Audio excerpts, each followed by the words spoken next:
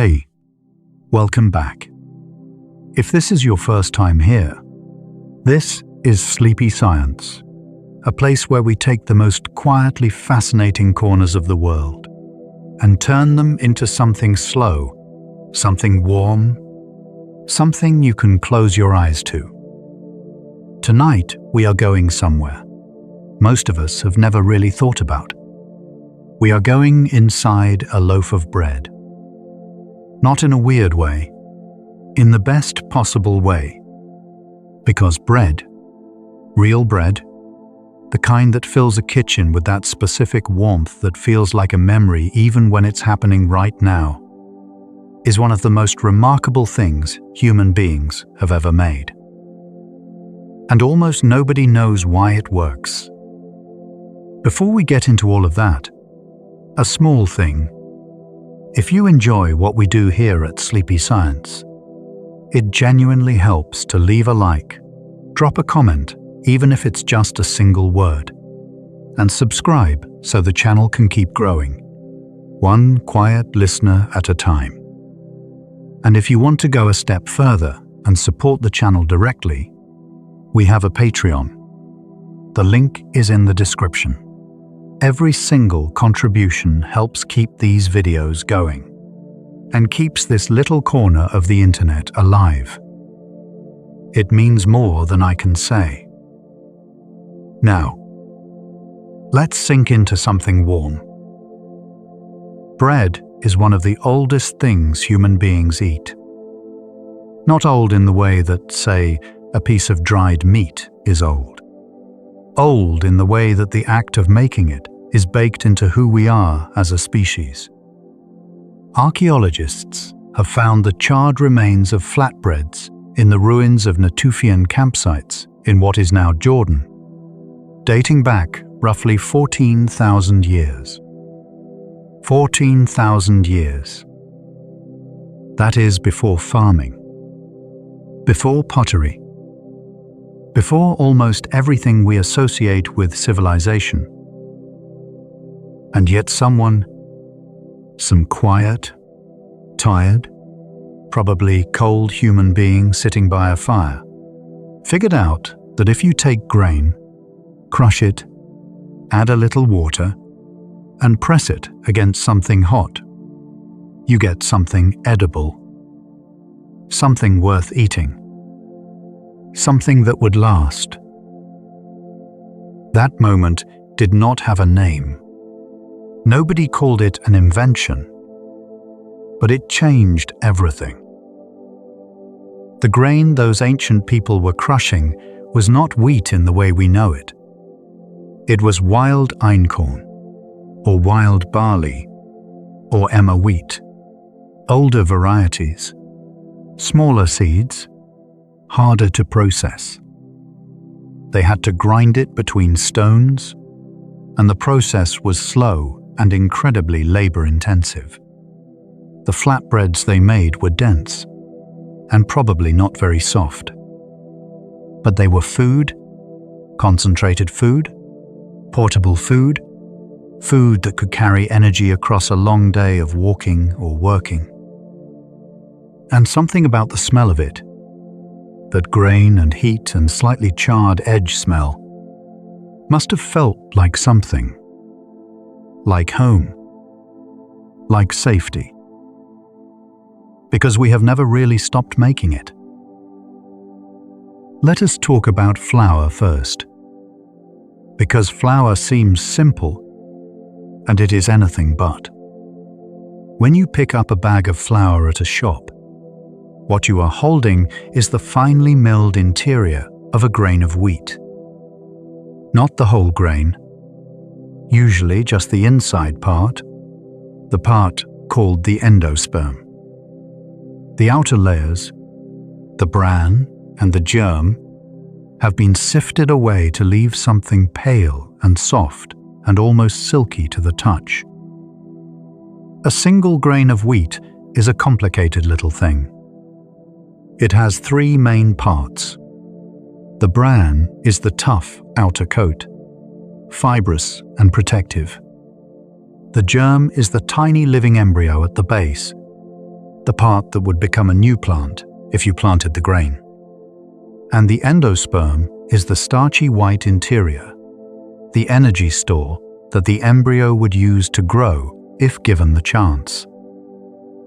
When you mill whole wheat into white flour, you are essentially removing the life and the fiber and keeping the starch. It sounds like a loss, and nutritionally it is in some ways, but what white flour gives you that whole grain flour makes harder to achieve is a very particular kind of protein behavior. And that protein behavior is the secret behind almost everything interesting about bread. The proteins in wheat flour are called glutenin and gliadin. Separately, they are relatively unremarkable. But when you add water and start mixing, something happens. These two proteins begin to bond together, intertwining like threads, forming long elastic chains. And these chains have a name you have certainly heard before: gluten. Gluten is not an additive. It is not something put into flour. It is something that forms when flour meets water and mechanical action. It is a natural consequence of the chemistry inside the grain. And gluten is extraordinary. It is stretchy, but also strong. It can hold gas without bursting.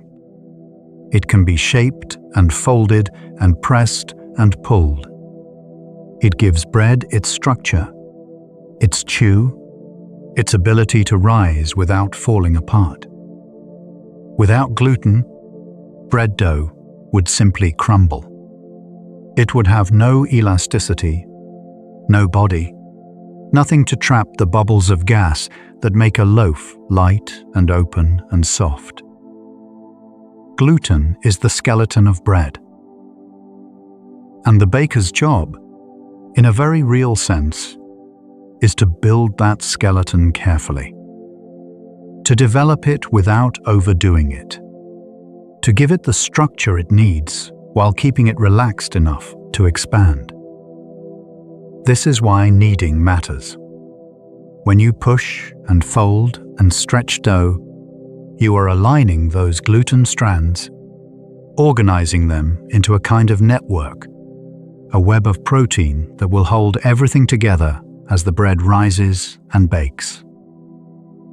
A well-kneaded dough feels alive in your hands. Smooth, slightly warm, responsive, like it is pushing back gently against you. And in a way, it is. Now here is where it gets truly remarkable. Bread is alive before it is baked. Not metaphorically, literally. When you make a leavened loaf, the kind that rises and puffs up before it goes into the oven, you are cultivating a living ecosystem inside your dough. A population of organisms so small you can only see them under a microscope, eating and breathing and reproducing, right there in the middle of your kitchen counter. The organism most people know about is yeast. Yeast is a single-celled fungus. There are hundreds of species, but the one most commonly used in commercial bread baking is called Saccharomyces cerevisiae. It is the same organism used to make beer and wine. A hard-working, ancient, resilient little creature that has been partnered with human civilization for an almost unimaginable length of time. Here is what yeast does inside dough. It eats. Specifically, it eats simple sugars. Some of those sugars are already present in the flour. Others are produced when enzymes in the flour break down the starches, long chains of glucose, into shorter, more accessible molecules. The yeast absorbs these sugars and through a process called fermentation, it converts them into two things: alcohol and carbon dioxide gas. The alcohol evaporates during baking, leaving behind subtle flavor compounds. But the carbon dioxide, that gas, gets trapped inside the gluten network. It inflates tiny pockets within the dough, like microscopic balloons. And as more yeast eats more sugar and produces more gas, those bubbles accumulate. The dough swells. It puffs. It rises.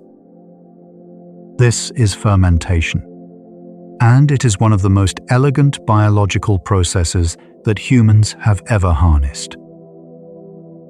When you cover a bowl of dough with a damp cloth and leave it on a warm counter, you are creating a little incubator, a controlled environment where millions of tiny organisms are quietly working, breathing in sugar and breathing out the gas that will make your loaf light. A dough left to ferment slowly, over many hours, develops far more flavor than one rushed through a quick rise. The yeast produces not just carbon dioxide, but trace amounts of dozens of different flavor molecules, esters and aldehydes and organic acids that layer into something complex and almost wine-like in its depth. This is why a slow overnight rise produces a loaf that tastes nothing like one made in 90 minutes. Time is an ingredient. But yeast is only one part of the story. There is something older and more complicated at work in some of the world's most beloved breads. And that something is sourdough. A sourdough starter is not a single organism. It is a community, a small, carefully maintained civilization of microbes living in a jar of flour and water on someone's kitchen shelf. Inside a healthy sourdough starter, you typically find two types of organisms working in a kind of partnership. There are wild yeasts, different strains from Saccharomyces cerevisiae, and often more tolerant of acidic conditions. And there are lactic acid bacteria. The lactic acid bacteria are where things get particularly interesting. These are the same bacteria that ferment yogurt and cheese and sauerkraut. In a sourdough starter, they eat some of the same sugars the yeast consumes, but they produce lactic acid and acetic acid as byproducts. These acids are what give sourdough its distinctive tang, that pleasantly sour, almost yogurty, complex sharpness that sets sourdough apart from any other bread. Lactic acid produces a softer, milkier sourness. Acetic acid produces a sharper, more vinegar-like edge. The balance between the two depends on temperature, hydration, and feeding schedule. A cooler, stiffer starter tends toward more acetic acid. A warmer, wetter starter produces more lactic acid. The baker, consciously or not, is sculpting the flavor of the bread through the way they manage the starter. Every sourdough starter is unique. The wild yeasts and bacteria living in a starter come from the flour itself, from the baker's hands, from the air of the kitchen, from the water used.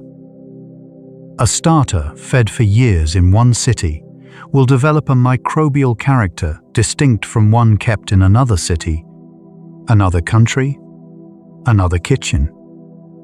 The famous tang of San Francisco sourdough, for example, is partly attributed to a particular strain of bacteria, Fructilactobacillus sanfrancisensis, first identified there in the 1960s and 70s. Some sourdough starters have been kept alive for generations. There are bakers who have starters that are 100 years old or older. Fed with fresh flour and water on a regular schedule, the community of organisms inside them keeps going.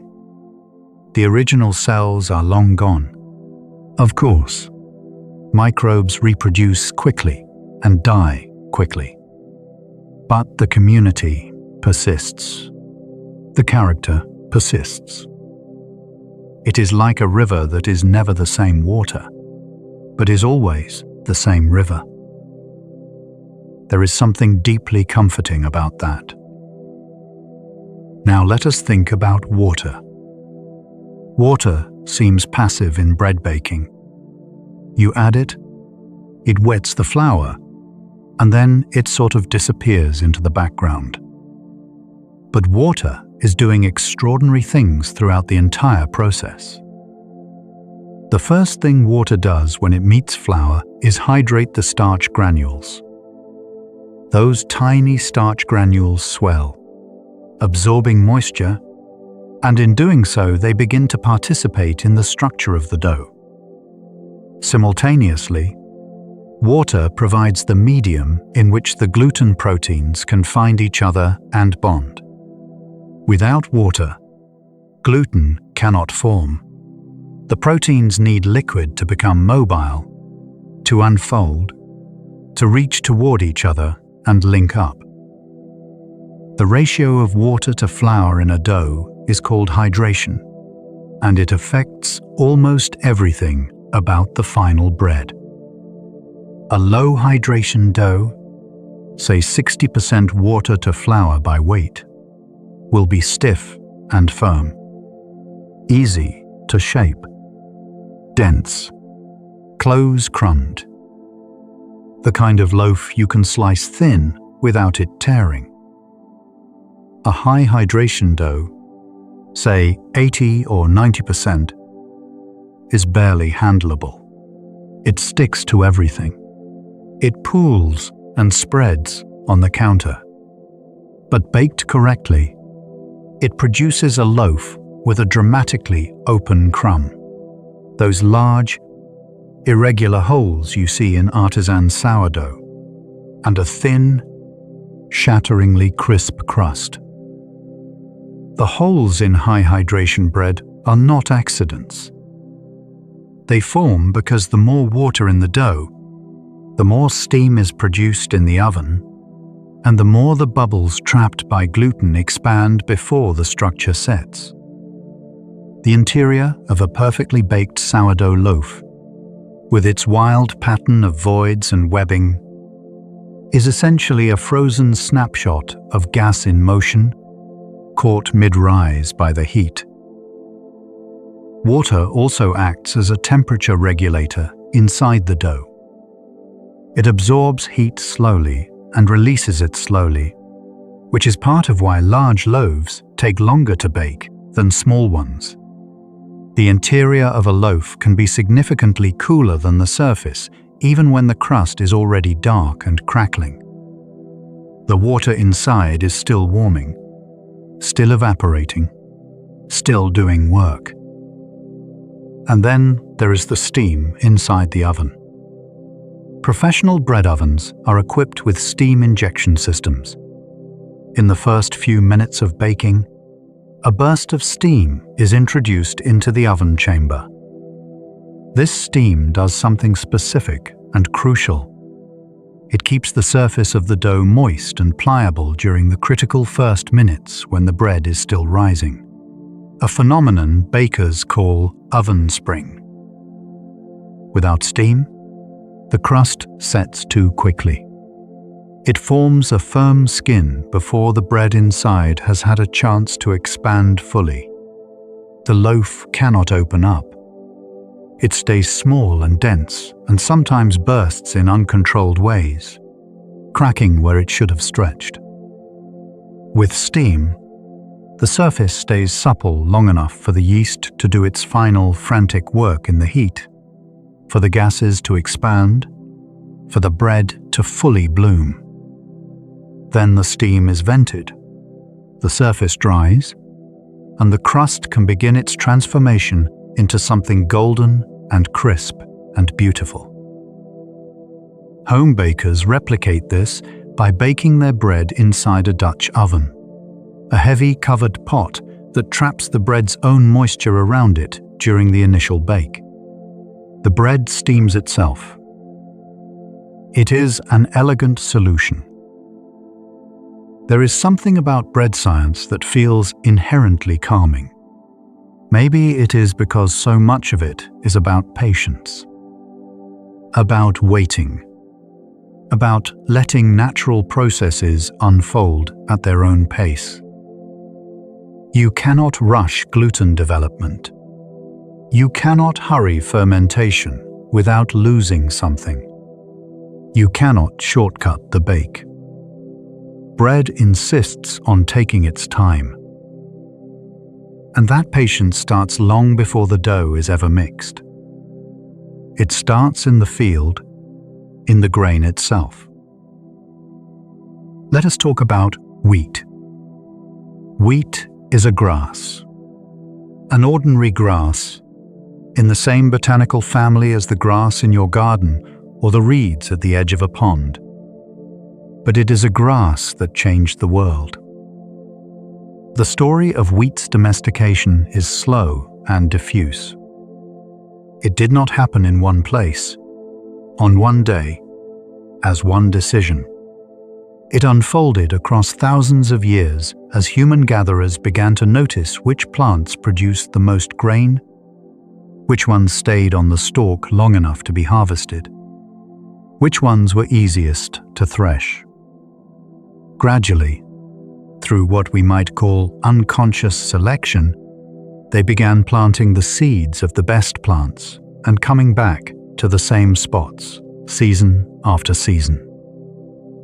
The wild ancestor of modern wheat, a plant called Aegilops tauskii, grew in the Fertile Crescent, the arc of land stretching through what is now southeastern Turkey, Syria, Iraq, and Iran. Through hybridization events, some accidental and some encouraged by human activity, it combined with other grasses to produce first emmer wheat and then the hexaploid wheat, bread wheat, Triticum aestivum, that most of the world's bread is made from today. Hexaploid means the plant has 6 sets of chromosomes, compared to the 2 sets in most grasses. This genetic complexity is part of what makes bread wheat so useful. It produces grains high in both starch and the specific proteins that form gluten. It grows in a wide range of climates. It stores well when dried.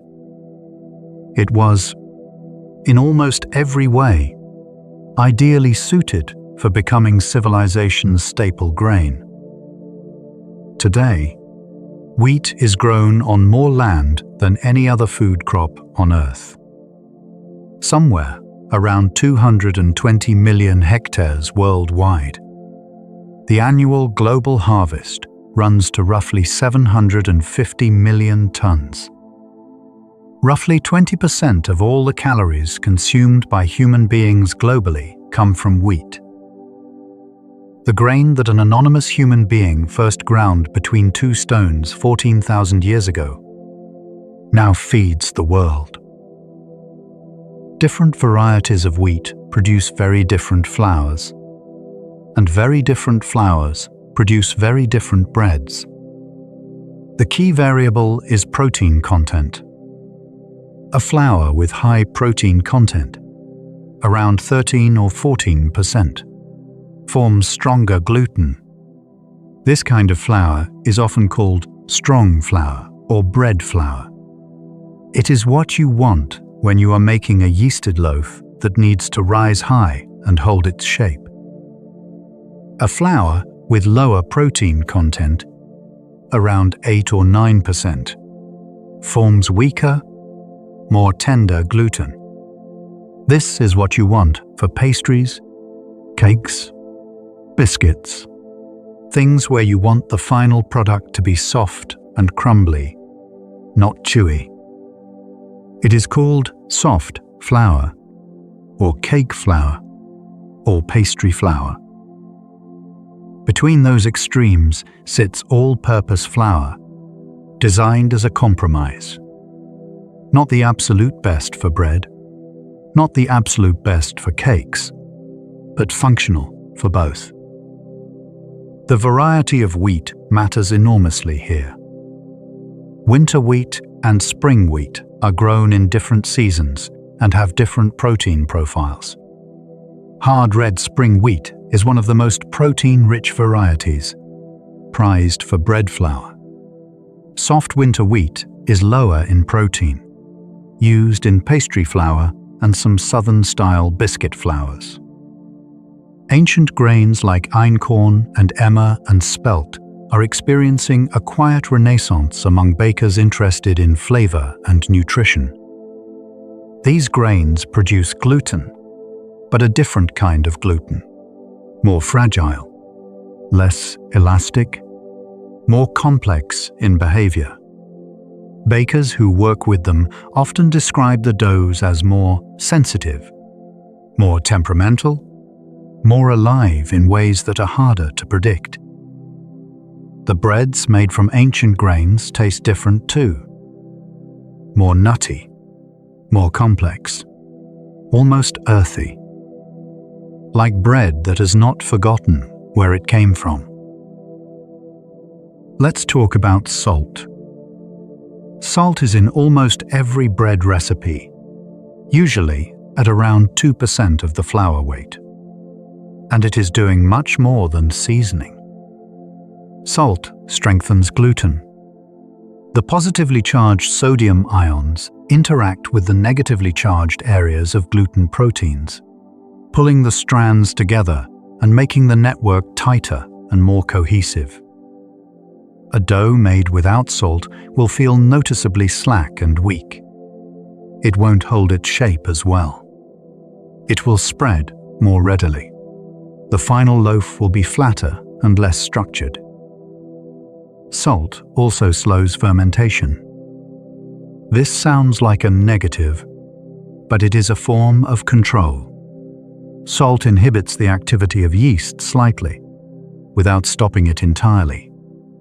This slowing effect allows fermentation to happen at a rate the baker can manage, giving them more time to work with the dough before it over-ferments and starts to become unpleasantly sour or starts losing structure.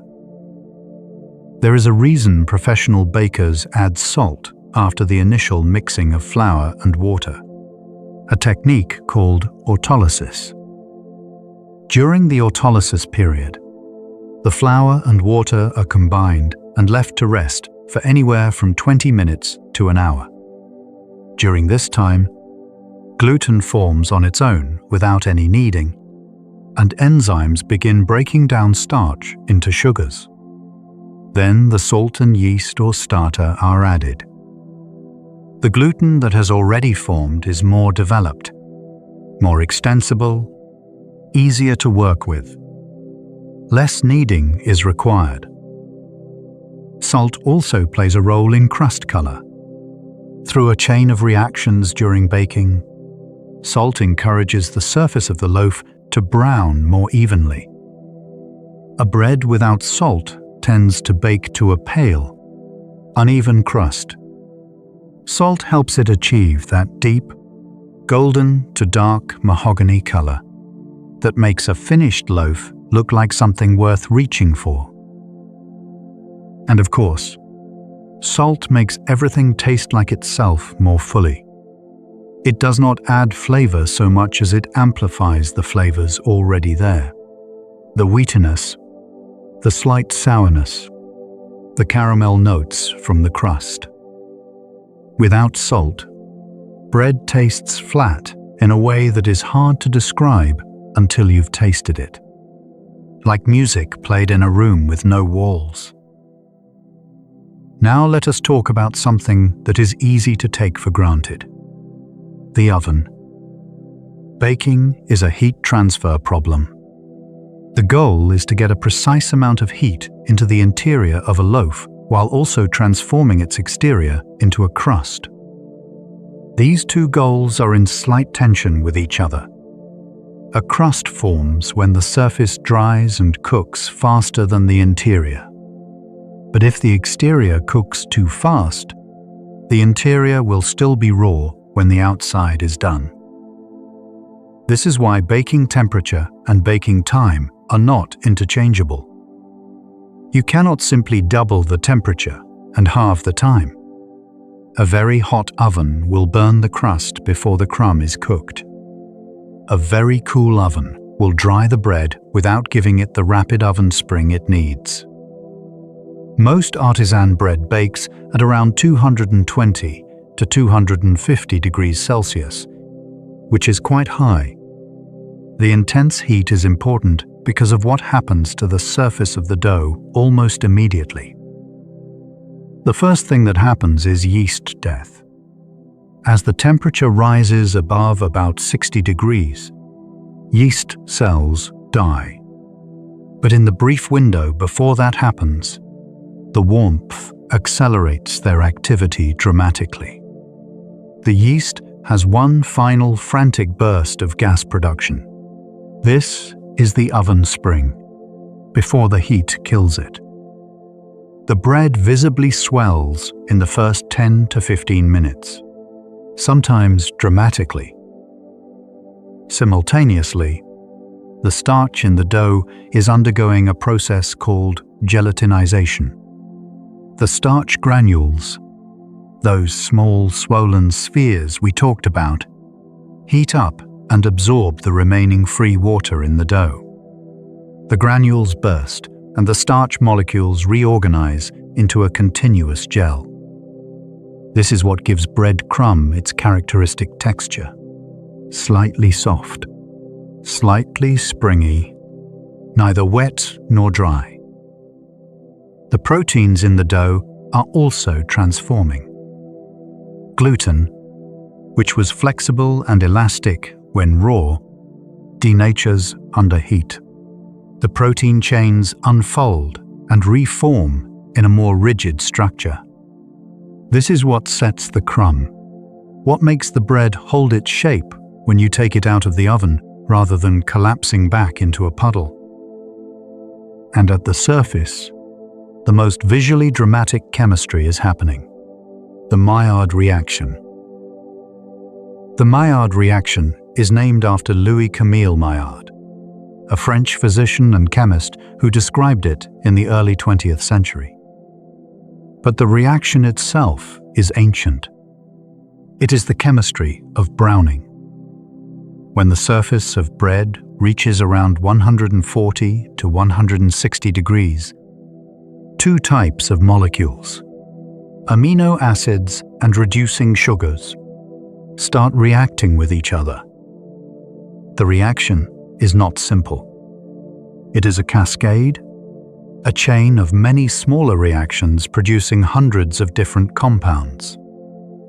Pyrazines, furans, aldehydes, lactones, molecules responsible for roasted, caramel-like, nutty, and complex aromas.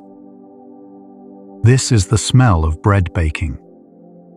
Not one compound, not two, hundreds of them, forming simultaneously as the crust darkens from pale gold to amber to deep brown.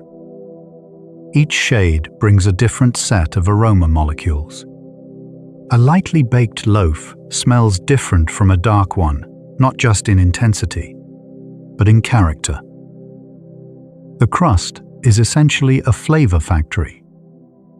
And when you cut into a freshly baked loaf, those volatile aroma compounds pour into the air. They are why the smell of bread is so immediately comforting, so deeply pleasant. Humans have been smelling freshly baked bread for so long that some researchers believe we may have an innate positive response to it. A learned or even pre-learned association between that smell and warmth, safety, nourishment, home. There is also caramelization happening in the crust. This is a separate process from the Maillard reaction. It involves only sugars, no proteins. Sugars at high temperatures break down and reform into new compounds, including the warm, slightly bittersweet caramel flavors that balance the more complex Maillard notes. Together, these two browning processes create the full symphony of a bread crust's flavor. The crumb, the soft interior, is milder. Because it never reaches the temperatures needed for Maillard reactions, it retains a more delicate flavor, subtly wheaty, slightly yeasty, soft. The contrast between crust and crumb is one of the most satisfying textural and flavor experiences in all of food. Bite through the crust and you have the crunch, the resistance, the deeply savory complexity. Then the crumb opens up, tender, yielding, gentle. Two textures in one. Two flavor registers in one. One object. Let's slow down even further. Let us think about what happens in the hours after you take a loaf out of the oven. Most people do not know that bread is still changing after it comes out of the oven. Significantly, the chemistry does not stop when the heat does. Inside the cooling loaf, moisture is redistributing. The crumb, which has a higher water content than the crust, begins releasing moisture into the crust. This is why a loaf pulled from the oven should ideally be left to cool completely on a wire rack, allowing air to circulate all around it. If you cut into a hot loaf immediately, you will find the crumb is gummy and wet, almost undercooked looking. This is not because it is undercooked. It is because the moisture has not yet had time to settle and stabilize. As the loaf cools over the course of an hour or more, the starch gels begin to firm up, a process called retrogradation. The gelatinized starch, which was soft and slightly fluid when hot, gradually reorders itself into a more crystalline structure as it cools. This is what makes bread sliceable. This is what makes the crumb have that characteristic soft but firm, springy texture. And this is also, unfortunately, what makes bread go stale. Staling is not primarily about moisture loss, as most people think. It is about starch retrogradation continuing beyond the point of pleasant firmness. As time passes and the starch continues to recrystallize, the crumb becomes dry and crumbly, not because water has left the bread, but because the starch has reorganized into a structure that holds water less effectively. This is why stale bread can be partially revived by heating it. Heat disrupts the starch crystals, causing them to absorb water again and regain a version of their gelatinized softness. A few minutes in the oven, or a brief time in a toaster, can make a loaf that seemed beyond saving taste almost fresh again. Not quite, but almost. Let us think about bread around the world. Because bread is not one thing. It is thousands of things. Every culture that has access to grain has developed some form of bread. Some of these breads are leavened, puffed with yeast or bacteria or steam. Some are flatbreads, unleavened, simple and ancient. Some are steamed, some are fried, some are baked in clay ovens, some are cooked on hot stones. The diversity is extraordinary. Ethiopian injera is a flatbread made from teff, a tiny ancient grain native to the Horn of Africa. The batter is fermented, like sourdough, giving it a pleasantly sour flavor and a spongy, bubbly texture full of tiny holes, designed to hold the stews and vegetables eaten on top of it. Injera is both plate and utensil. You tear pieces off and use them to scoop the food. Then you eat the plate. Indian roti and chapati are thin flatbreads made from whole wheat flour and water, cooked on a dry griddle called a tawa. They puff dramatically when placed directly over a flame, as the moisture inside vaporizes rapidly and inflates the layers of dough. This puffing is a form of leavening through steam alone. No yeast, no bacteria, just physics. The French baguette is one of the most technically demanding breads to make well. It requires precise fermentation control, careful shaping to build the right internal tension, razor scoring of the surface before baking, and a very hot, steamy oven. A perfect baguette has a crackling crust that shatters when you bite it, an open, irregular crumb, and a flavor complexity that comes from long, slow fermentation. In 2022, the tradition of making baguettes in France was added to UNESCO's list of intangible cultural heritage of humanity.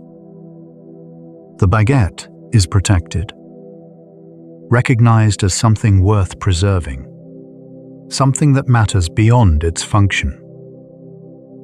German rye breads, like pumpernickel, are a world unto themselves. True pumpernickel is made from coarsely ground whole rye, fermented with sourdough culture, and baked at a very low temperature for up to 24 hours. This long, slow bake is not about cooking the bread in the usual sense. It is about allowing a slow, sustained Maillard reaction deep within the crumb, giving pumpernickel its characteristic dark brown color throughout, its dense texture, and its complex, almost chocolate-like, slightly sweet flavor. Pita bread from the Middle East puffs into a hollow pocket when it hits a very hot surface. The dough is rolled thin, and in the intense heat, steam forms inside so rapidly that the two layers of the bread separate completely, creating that internal pocket. When the bread cools, the steam condenses and the pocket deflates, leaving behind a space perfectly sized for filling. Japanese milk bread, shokupan, is one of the softest breads in the world, and its texture is not an accident. A traditional technique called tangjong involves cooking a portion of the flour with water into a thick paste before adding it to the dough. The starch in the paste is fully gelatinized before the bread is even mixed. This pre-gelatinized starch absorbs more water during the final dough mix, and the result is a bread that stays soft for days longer than standard loaves. Mexican bolillos, Georgian shoti, Moroccan kobs, Swedish knäckebröd, Turkish simit, Peruvian pan de yema. Every culture, every grain, every oven, every fermentation tradition, a different bread. A different conversation between people and their food.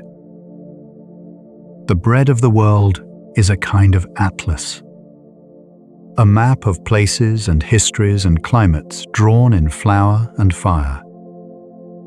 And somewhere underneath all of them is the same essential chemistry, the same proteins reaching for each other in water, the same sugars feeding the same invisible organisms. The same heat transforming something raw into something golden. But not every grain is wheat. And not every bread plays by the same rules. Let us talk about rye. Rye is wheat's cousin, but it behaves very differently. Rye does contain some gluten-forming proteins, but in much smaller quantities than wheat. What rye has in abundance instead are long-chain carbohydrates called pentosans, also sometimes called arabinoxylans. These pentosans absorb an enormous amount of water, far more than starch or gluten proteins. They form thick, viscous gels in the dough. This is why rye dough behaves nothing like wheat dough. It does not develop a strong gluten network. It cannot be kneaded in the same way. It is sticky and dense and almost porridge-like at high hydrations. Instead of gluten holding the bread's structure, it is these pentosan gels, these carbohydrate matrices, that provide the framework. Rye doughs also need sourdough fermentation specifically. The acidity from lactic acid bacteria serves a critical structural function. It activates enzymes that help the pentosans gel properly. A rye bread made with commercial yeast alone, without that acidity, will often end up gummy and understructured. Bakers say rye bread needs acid to behave. It needs the environment that sourdough creates. The flavor of rye is distinctive, earthy, slightly tangy even before sourdough is added, with a depth that wheat alone does not have. It is a flavor that feels connected to cold climates, to forests, to northern winters. Countries like Germany, Poland, Scandinavia, and Russia have deep rye bread traditions, partly because rye grows better than wheat in cold, wet conditions. The grain follows the climate. The bread follows the grain. Corn, or maize, is another completely different story. Maize does not contain gluten at all. There are no glutenin and gliadin proteins in corn. A bread made purely from cornmeal cannot form the elastic protein network that wheat breads rely on. And yet cornbread exists, and it is beloved. American Southern cornbread, Mexican corn tortillas, Bolivian API, all made from corn, all entirely different from wheat bread, but all deeply satisfying in their own right. The binding in cornbread comes not from gluten, but from eggs, from dairy, and from the gelatinization of cornstarch during baking. The structure is more delicate, more crumbly, more like a soft cake than a chewy bread. There is no chew in cornbread. There is tenderness. Corn tortillas rely on a process called nixtamalization, one of the great food chemistry breakthroughs in human history. Nixtamalization was developed by Mesoamerican civilizations thousands of years ago. Corn kernels are soaked and cooked in an alkaline solution, traditionally lime water, made from calcium hydroxide. This process does several remarkable things. It loosens and removes the outer hull of the kernel. It softens the corn.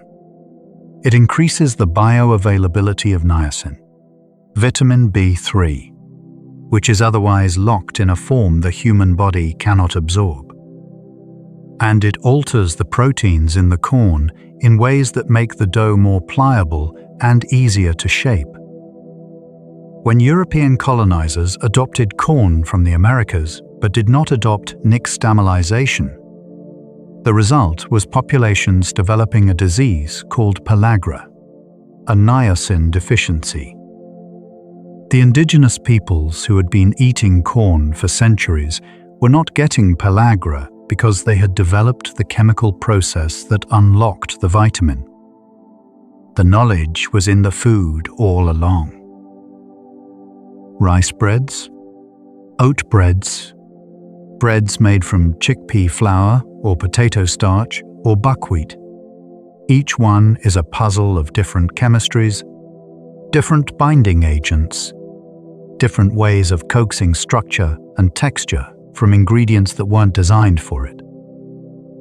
Gluten-free baking is notoriously difficult, precisely because gluten is doing so much invisible work. When you take it away, you need to replace not just one function, but many. You need a binding agent to replace the elasticity. You need a structure provider to replace the protein network. You need a gas trapper to replace the fine gluten web that holds bubbles. Common solutions include xanthan gum, which is a bacterial fermentation product that forms long polymer chains mimicking some of gluten's properties. Psyllium husk, which forms gels in water. Eggs, which provide both binding and lift. Ground flaxseed soaked in water, which creates a viscous gel. Even with all of these, gluten-free bread tends to have a different texture from wheat bread. The science is genuinely harder. The ingredients are genuinely less cooperative. And yet bakers working in this space have made extraordinary progress over the last few decades. And there are now gluten-free loaves being made that are genuinely delicious. The chemistry finds a way. Let us think about the crust one more time. Not the chemistry of it this time. The sound of it. A perfect bread crust sings when you tap it. Bakers have always used this as a test. You take the loaf out of the oven, hold it in one hand, and tap the bottom with your knuckles. A loaf that is fully baked will produce a hollow sound, a resonant thump, rather than a dull thud. The hollow sound tells you that the interior structure has set, that the crumb is not still wet and dense, that the bread is done. No thermometer involved. Just your hand and your ear and knowledge passed down through generations. The crust also sings in a different way as it cools. If you listen closely to a loaf straight out of the oven, as it sits on a wire rack, you will hear small crackling and ticking sounds. The crust contracting as it cools. The exterior shrinking slightly faster than the interior. Those sounds are the physical expression of differential cooling rates. Rapid moisture loss at the surface, slower equilibration inside. Bakers love that sound. It means the crust is thin and crisp and properly baked. A thick or soft crust does not crackle in the same way. It is one of those sounds that, once you know what it means, you never hear the same way again. Let us wander somewhere unexpected now. Let us talk about the enzymes. Bread dough is not just yeast and gluten and water. It is a teeming biochemical environment, full of enzymes doing work in the background. Enzymes are proteins, but a specific kind of protein that acts as a catalyst. They speed up chemical reactions without being consumed by them. In bread dough, there are dozens of enzymes active at any given moment, most of them naturally present in the flour itself. The most important ones for bread are the amylases. Alpha amylase and beta amylase are both present in flour. They both break down starch, but they work differently and have different consequences for the final bread. Beta amylase breaks long starch chains into maltose, a simple two-sugar molecule. Maltose is the main food for yeast. More maltose means more food for fermentation. More fermentation means more gas, more flavor compounds, more of everything that makes bread bread. Alpha amylase is a little more complex. It breaks starch chains at random points, creating a mix of shorter chains. Some alpha amylase is important for fermentation and for a good crust color. The sugars it produces feed the Maillard reaction. But too much alpha amylase is a problem. It can break down starch so thoroughly during baking that the crumb becomes gummy and soft and sticky. Flour millers test their flour's alpha amylase activity carefully. Grain that has been damaged by sprouting before harvest, a condition called falling number deficiency, has too much alpha amylase activity and will produce sticky, unsatisfying bread.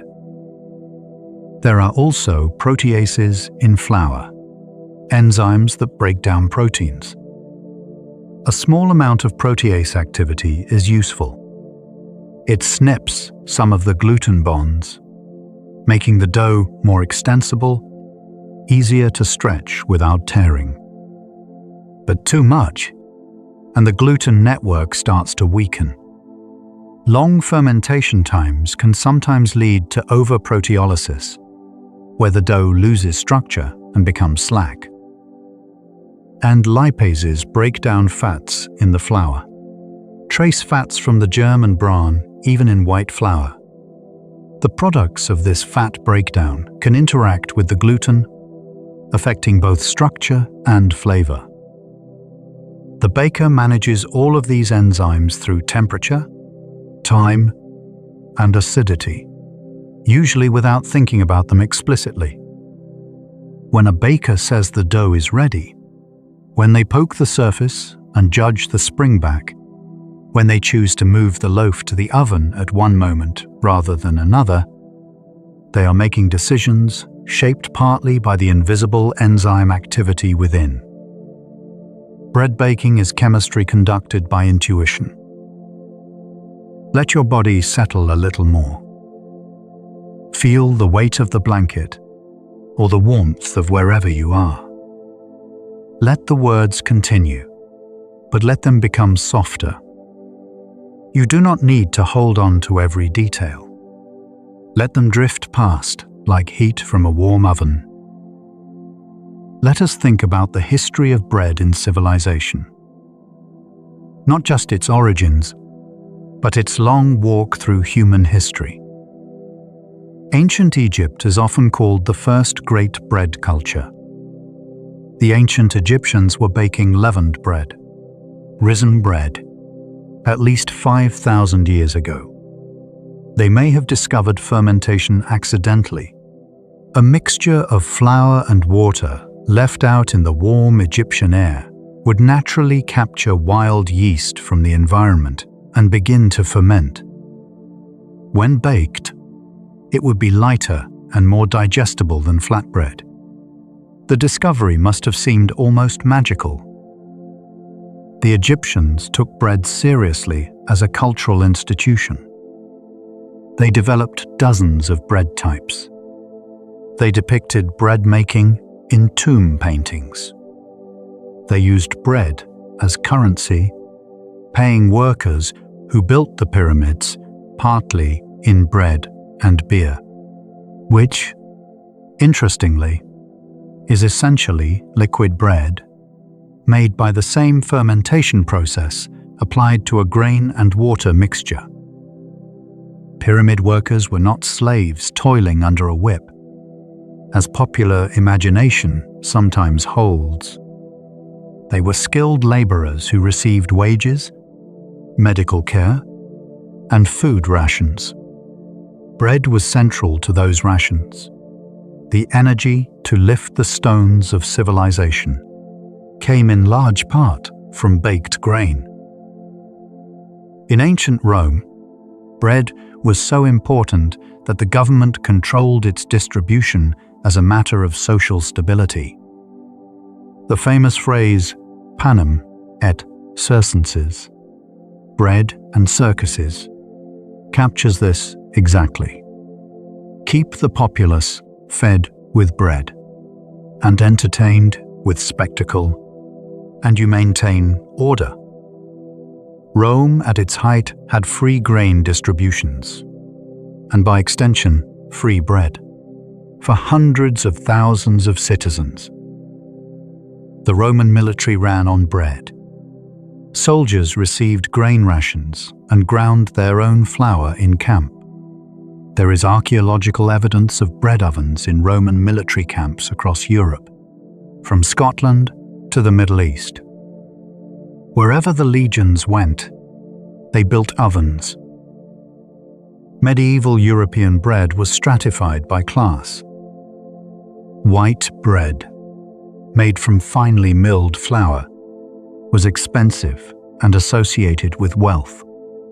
The milling process was labor-intensive, and removing the bran from the flour required multiple passes through increasingly fine sieves. The result was a soft, pale bread that wealthy people associated with refinement. It was called manchette or wastel, and it was served at noble tables. The poor ate darker breads, mixed grain loaves made with rye, barley, oats, or even beans and peas ground together with wheat.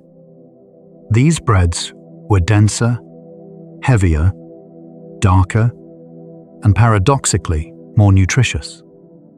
The bran and germ that wealthy people paid to have removed were full of fiber and vitamins. The color of your bread announced your position in the world. This irony, that the bread the poor ate was nutritionally superior to the bread the rich ate, repeated itself across many centuries and many cultures. Whole grain bread was peasant food. White bread was aspiration. The aspiration won, culturally speaking, almost everywhere. And only relatively recently have nutritional science and changing tastes begun to shift the balance back. The Industrial Revolution changed bread. Before industrialization, bread was made at home or by local bakers who knew their customers. Flour was milled locally. Ovens were communal or belonged to the baker. Recipes were handed down by demonstration, not written instruction. The steam engine and later the electric motor made large-scale milling possible. Roller mills replaced millstones in the second half of the 19th century, allowing much finer milling and much more efficient separation of bran and germ from endosperm. White flour became cheap, available to everyone. Compressed commercial yeast, which could be dried and packaged and sold in reliable quantities, replaced the need for sourdough starters in most commercial bakeries. Fermentation times were shortened dramatically. Instead of fermenting dough overnight, commercial bakeries could produce risen bread in a few hours. And in the 1960s, a process developed in Britain called the Chorleywood bread process changed mass-market bread forever.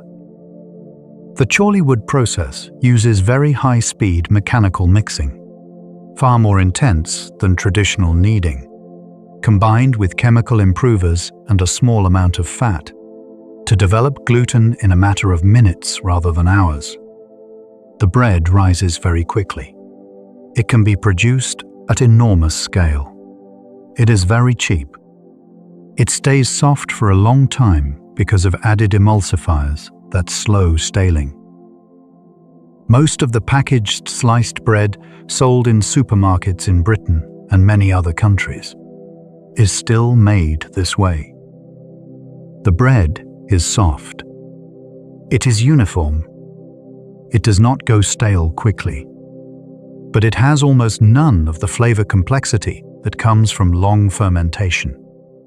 The microbial chemistry that produces dozens of subtle flavor molecules during a slow rise is essentially bypassed. The bread is more like a vehicle for other flavors, for the butter or jam or cheese you put on it, than a flavor in itself. Some bakers and food writers call this a loss. Others point out that affordable, accessible bread has fed people who would otherwise have gone hungry. Both things are true. The artisan bread revival of the late 20th and early 21st centuries was partly a reaction to the Chorleywood world. Bakers like Chad Robertson in San Francisco, Richard Bertinet in Bath, and countless others began writing books and opening bakeries dedicated to the slow way. Long ferments, high hydration, sourdough starters, minimal commercial yeast, wood-fired ovens, whole grains. The internet, particularly during the period of widespread lockdowns in 2020, accelerated this dramatically. Millions of people at home with time on their hands turned to sourdough baking. Flour sold out in supermarkets. Starter recipes circulated on social media. People who had never baked before learned to fold dough and listen for the hollow knock and wait 12 hours for a rise. Something about the slowness appealed, perhaps especially in a period when everything felt fast and uncertain. Bread asked you to slow down, to wait, to trust, to feed something small and living, and watch it grow. Let us think about something rarely discussed: the nutritional transformation that happens during fermentation. Long fermentation does not just add flavor. It changes the nutritional profile of bread in significant ways. One of the most important effects is the reduction of phytic acid. Phytic acid is a compound naturally present in grains. It binds to minerals: iron, zinc, calcium, magnesium, and prevents them from being absorbed in the digestive system. Grains eaten without processing, or processed only briefly, can deliver significant phytic acid to the gut, reducing the bioavailability of minerals the body needs. During fermentation, the lactic acid bacteria and wild yeasts produce an enzyme called phytase. Phytase breaks down phytic acid. A long sourdough fermentation, especially a cold overnight fermentation, can reduce phytic acid levels in wheat bread dramatically, sometimes by more than 90%. This means the minerals in the bread become far more bioavailable. The iron, zinc, and other nutrients are accessible to the body in a way they might not be in bread made with a short, commercial yeast ferment. Fermentation also partially breaks down some of the complex carbohydrates in flour, including some of the molecules that can cause digestive discomfort in sensitive individuals. Some people who report difficulty digesting commercial bread find long-fermented sourdough much easier to tolerate. The research on this is ongoing, and the picture is complex. But the basic principle is well established. Time and acid and microbes do pre-digestive work inside the dough. In a very real sense, bread fermented slowly is already partially digested before you eat it. The microbes have done some of the work your body would otherwise have to do. This is not a modern insight. Traditional cultures around the world have relied on fermented grains for millennia, often without understanding the chemistry. The practice persisted because it worked, because people who ate long fermented bread were healthier than those who did not, even if they could not explain why. Let us talk about shape. Bread is not formless. Shaping is a skill, and it matters more than you might expect. When a baker shapes a loaf, they are not merely making it aesthetically pleasing. They are building surface tension into the dough. Surface tension in dough means that the outer layer has been pulled taut, like the skin of a drum. This taut surface holds the shape of the loaf during the final rise and the first part of baking. Without it, dough spreads. It flattens. It puddles outward. A well-shaped boule, the round loaf form, has been folded and rotated so that the gluten on the surface is under gentle, even tension. You can feel this. The surface of a well-shaped dough ball is tight and slightly resistant to the touch, like a balloon that has been inflated to just the right pressure. The scoring of the surface just before baking is also structural, not merely decorative.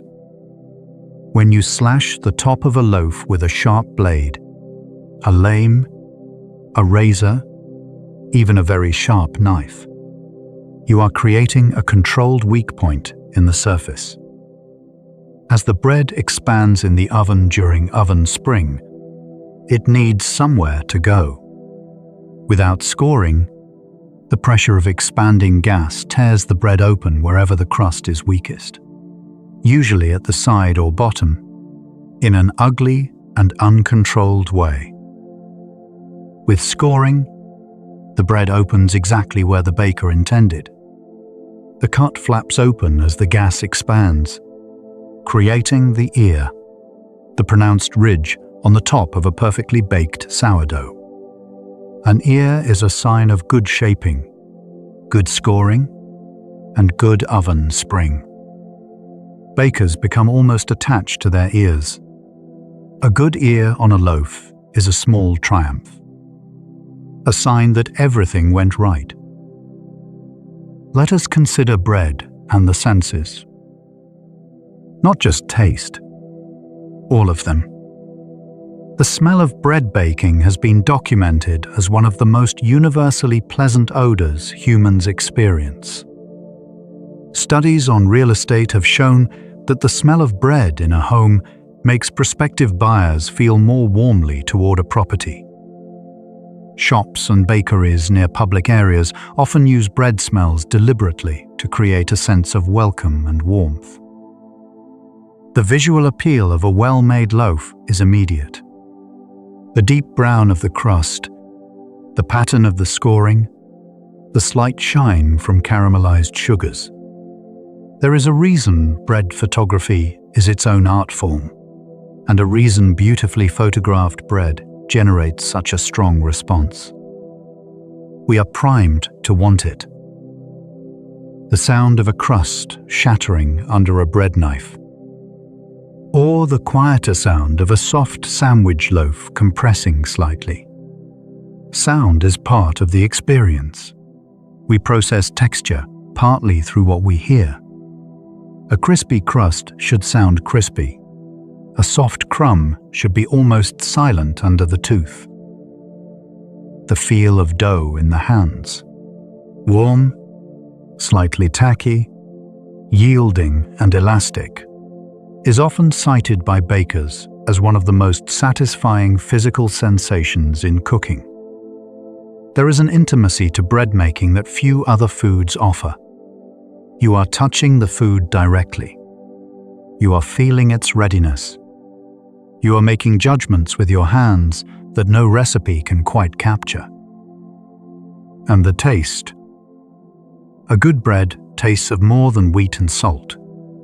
There is the sweetness of the caramelized crust, the subtle sourness, if it is sourdough, the complex fermentation flavors, almost wine-like, almost buttery, depending on the grain and the ferment. The crust and crumb together create a contrast that plays across the entire palate of the mouth. Bread engages every sense. It is a full sensory experience. And perhaps that is part of why it has endured. Why people keep making it by hand when machines could do it faster. Why bakers take pride in it. Why the smell of it alone can feel like coming home. And science is still discovering just how deep that connection goes. Let us think about what research is still uncovering. Because even something as ancient and ordinary as bread still holds mysteries. The microbiome of sourdough starters is one of the most active areas of current food science research. Researchers at universities around the world have collected hundreds of sourdough starters, from professional bakers, home bakers, grandmothers with century-old cultures, and analyzed their microbial communities in detail. What they have found is extraordinary diversity. Not just one or two species of wild yeast and bacteria, but dozens, sometimes scores, of different organisms living in a single starter. And the communities shift over time. They respond to changes in flour, temperature, feeding schedule, even altitude. A starter moved from a low-altitude city to a high-altitude mountain town will gradually change its microbial character as the new organisms in the new environment begin to dominate. Researchers are also exploring the connection between long-fermented bread and gut health. Some of the compounds produced during sourdough fermentation, short-chain fatty acids, certain exopolysaccharides, transformed resistant starches, appear to have prebiotic effects, feeding beneficial bacteria in the human gut. The relationship between what we eat and the microbial community in our own bodies is one of the most exciting frontiers in nutrition science. And bread, made slowly, with live culture, appears to sit somewhere interesting in that story. There is also growing interest in heritage wheat varieties.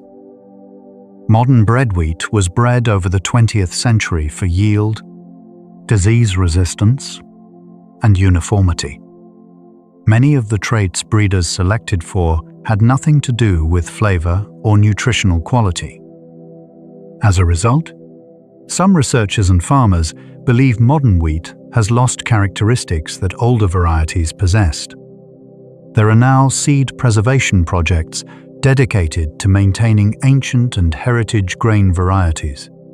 Red Fife, Einkorn, Khorasan, Rouge de Bordeaux, and a growing number of mills and bakers working to bring these grains back into regular use.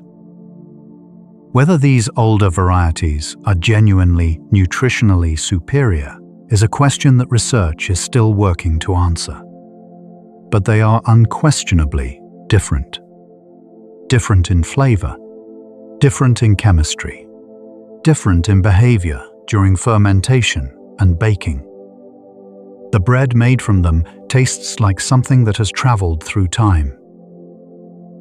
There is also ongoing research into what, exactly, the aroma of baking bread does to the human brain. Smell is the most direct of the senses.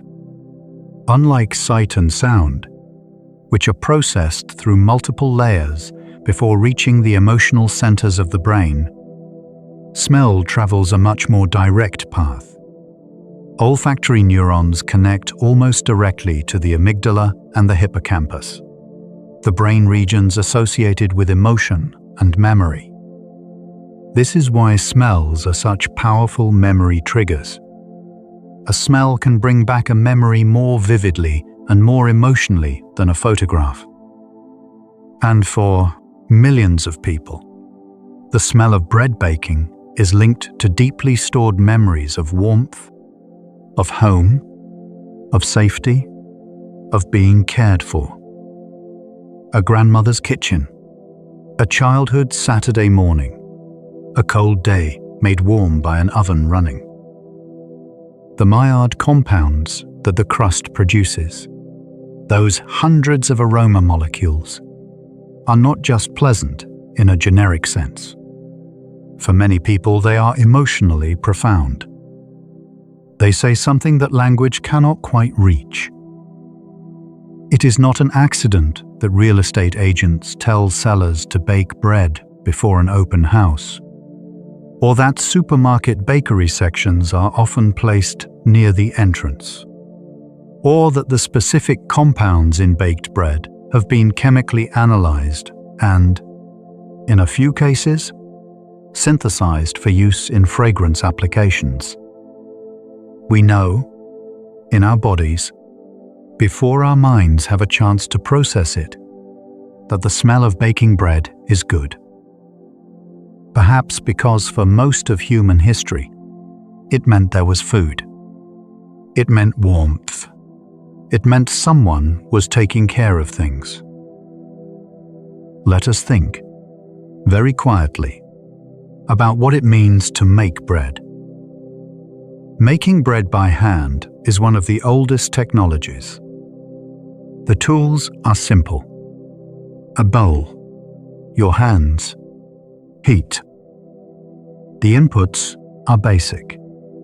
Flour, water, salt, time. And yet, the thing that comes out, if you do it well, if you pay attention, if you are patient, is genuinely extraordinary. It is extraordinary because of the chemistry. Because gluten forms and traps gas and builds structure from nothing more than protein and water. Because microbes eat and breathe and transform a flat paste into something alive with bubbles. Because heat converts those bubbles into architecture, into the open, lacy crumb of a perfectly made sourdough. But it is also extraordinary for a different reason. When you make bread, you are participating in something that stretches back 14,000 years. Every person who has made bread before you was doing essentially the same thing, combining grain and water, applying heat, transforming the basic into something nourishing. The tools have changed. The ovens are different. The strains of yeast are different. But the fundamental act, the reaching into a bowl, the feeling of dough under hands, the smell as the oven heats, connects you across time to everyone who ever did this before you. That is not a small thing. Let us spend a moment with the very small. Specifically, with a single yeast cell. A single cell of Saccharomyces cerevisiae is about 5 to 10 micrometers across. A micrometer is 1/1,000,000th of a meter. You could fit somewhere around 200 of these cells across the width of a human hair.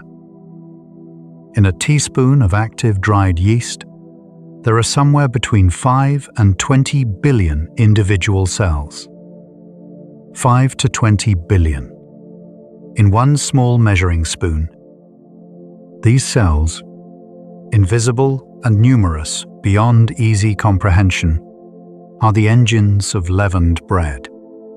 Each one eating, dividing, producing gas, dying in the heat.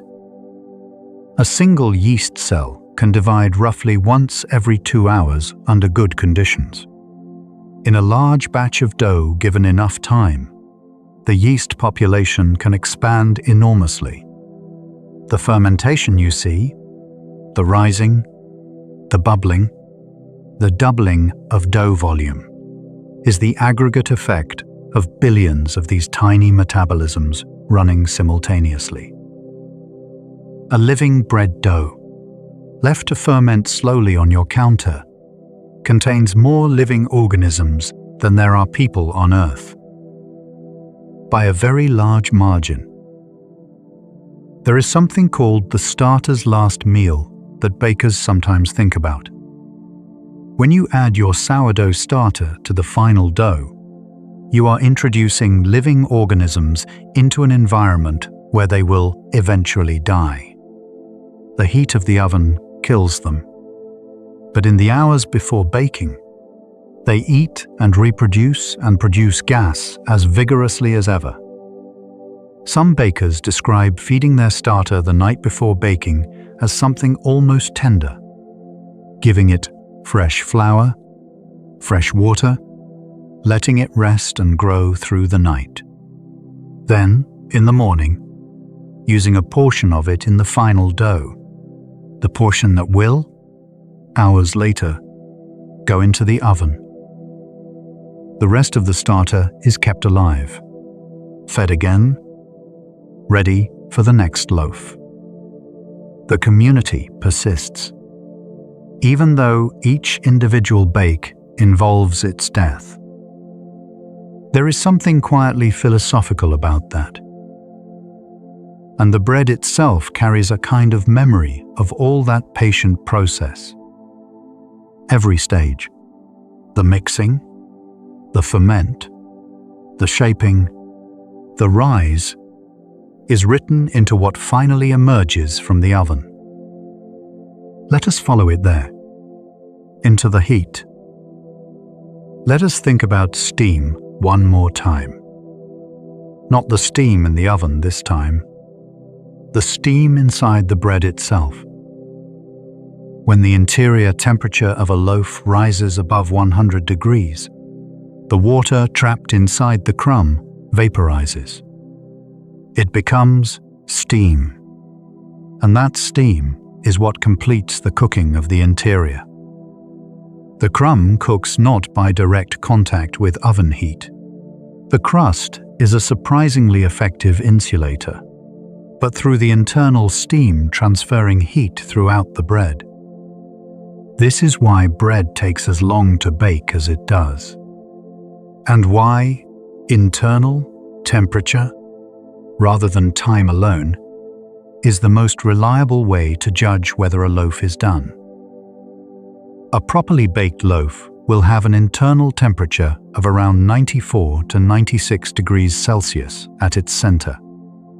At that temperature, the starch is fully gelatinized, the proteins are fully set, and most of the water has either evaporated or been absorbed into the starch gel. When you take the bread out of the oven, that internal steam is still under slight pressure. As the bread cools, the steam condenses, the pressure releases, and in that release, the final structure of the crumb is fixed. The cooling loaf is still cooking in a sense. The chemistry has not stopped. The reorganization is still happening. The starch is still retrograding. The crust is still exchanging moisture with the air. Bread is a process, not just during making, right through to the moment it is eaten. And even then, digestion is its own long conversation between the bread and the body. In the past few years, scientists have begun to understand the human gut microbiome in real depth for the first time.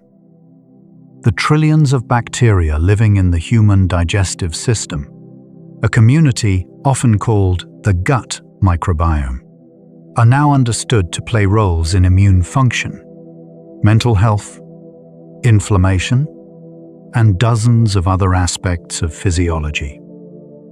And what we eat shapes this community profoundly. Dietary fiber, the kind abundant in whole grain bread, feeds beneficial bacteria in the gut. As those bacteria ferment the fiber, they produce short-chain fatty acids, including butyrate, which nourishes the cells lining the colon and appears to play a protective role against certain diseases. The specific types of fiber in different grains have different effects on different bacterial species. Rye fiber, for example, has been shown in some studies to feed a different suite of gut bacteria than wheat fiber.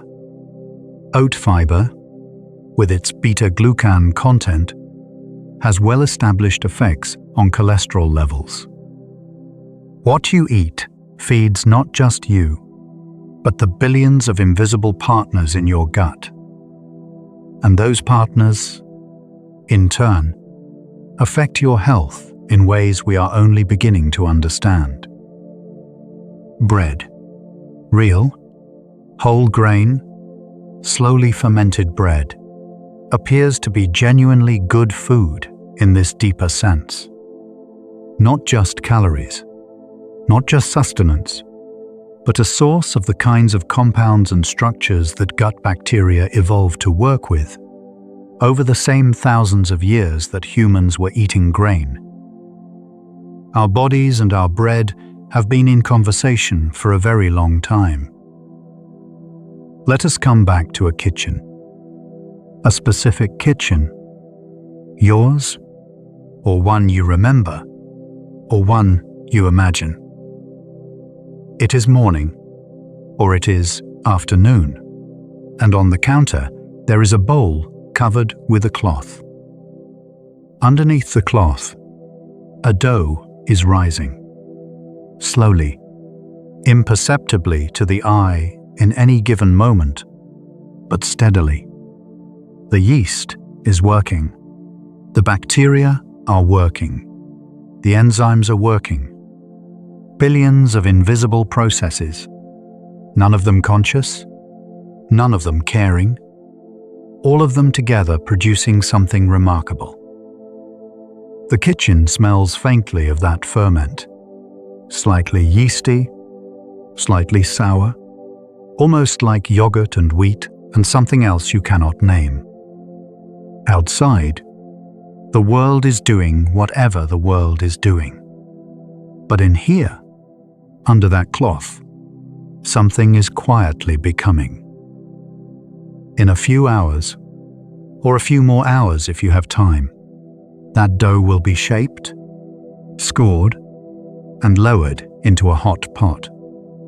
The oven will roar to life, and within an hour, that living, improbable thing will be transformed.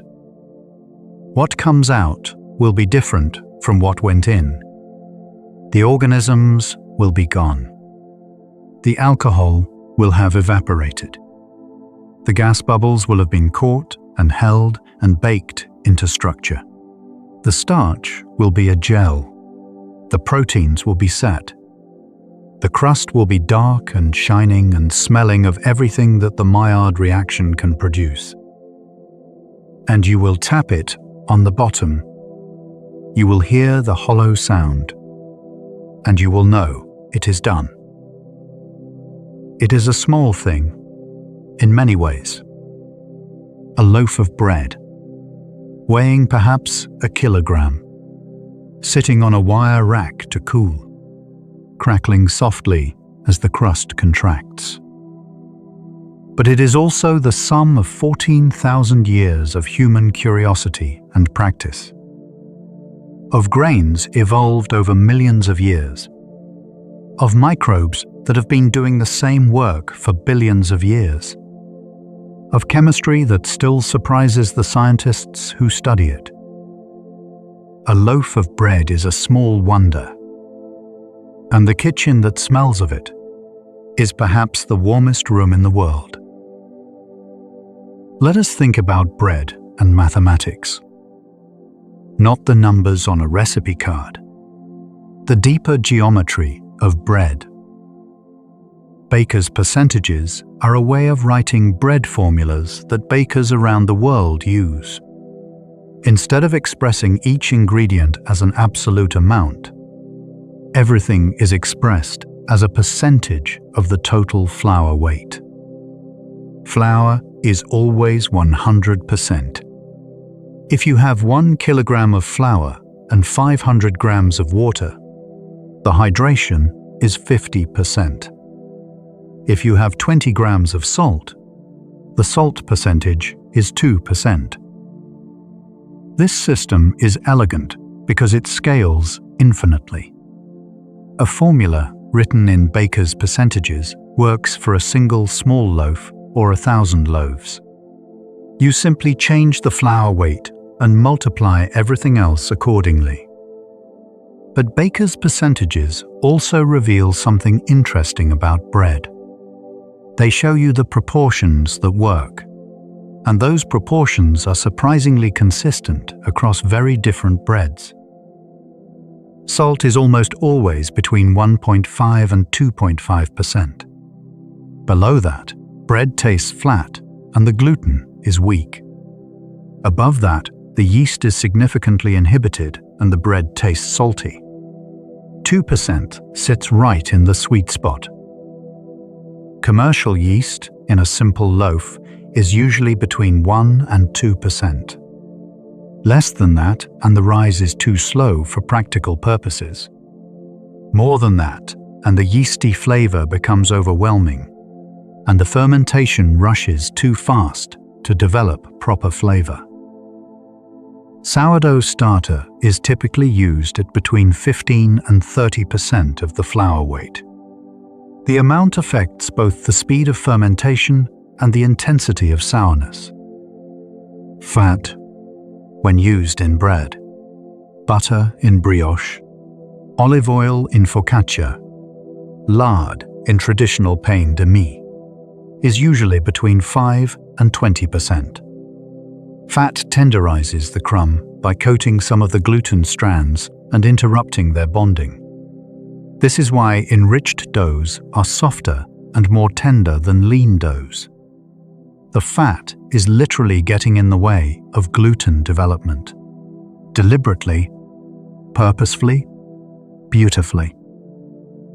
Brioche, at its most extravagant, can contain more than 50% butter by flour weight. It is almost as much a butter delivery system as it is a bread.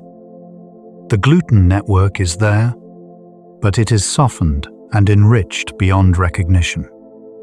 The result is something that sits between bread and cake, golden and rich and impossibly soft. The geometry of bread, these percentage relationships, are remarkably stable across thousands of years of baking. Ancient Egyptian bread formulas, inferred from archaeological remains, show salt percentages in roughly the same range we use today. The chemistry was right, and the people baking it, without any knowledge of chemistry, had found the right proportions through generations of trial and memory and passing knowledge down. Let us think about what happens to bread in extreme environments. Baking at high altitude is one of the classic challenges in bread chemistry. At high altitude, atmospheric pressure is lower. This has several effects on bread. First, lower atmospheric pressure means that gas expands more easily. The bubbles trapped inside dough grow larger at lower pressure than they would at sea level.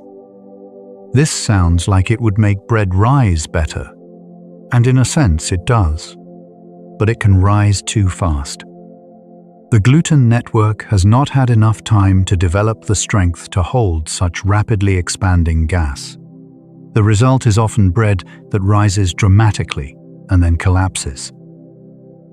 Water also boils at a lower temperature at high altitude, around 90 degrees Celsius at significant elevation rather than 100.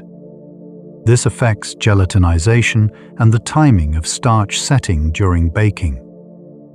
High-altitude bakers adjust by reducing the amount of leavening slightly, increasing the strength of the dough, reducing fermentation time, and sometimes raising the oven temperature slightly to compensate for the lower boiling point of water. What is remarkable is that people have been baking successfully at high altitudes for a very long time.